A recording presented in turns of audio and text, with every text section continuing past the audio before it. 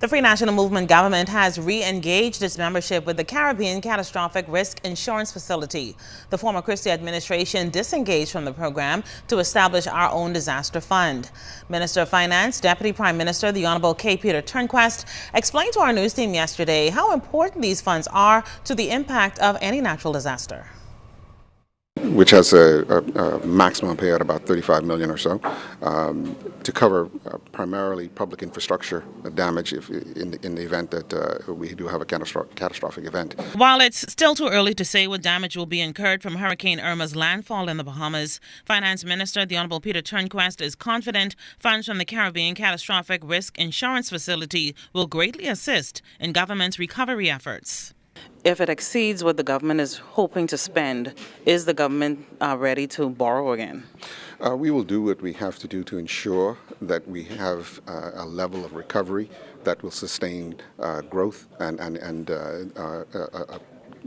employment in the country.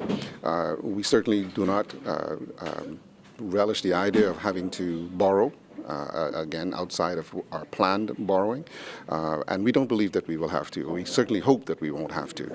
We have various contingencies that in the budget to cover unexpected events, and if we end up exceeding that, then we'll have to look at the other areas of the budget to see how we can even further contain some of the more discretionary expenditure that we have in order to cover it.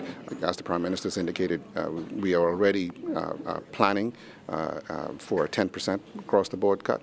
And so we have some, like I said, some contingency in there. Hopefully we don't have to use it. The Finance Minister maintains that the government will respond to all potential recovery efforts despite the population size. Certainly the less or the smaller amount of the population that is affected, certainly the easier it is for us to deal with. What would be the worst case scenario is that our major populated areas are hit and we have significant damages. And so no matter where the damages occur, if they do occur, we'll certainly be prepared to respond.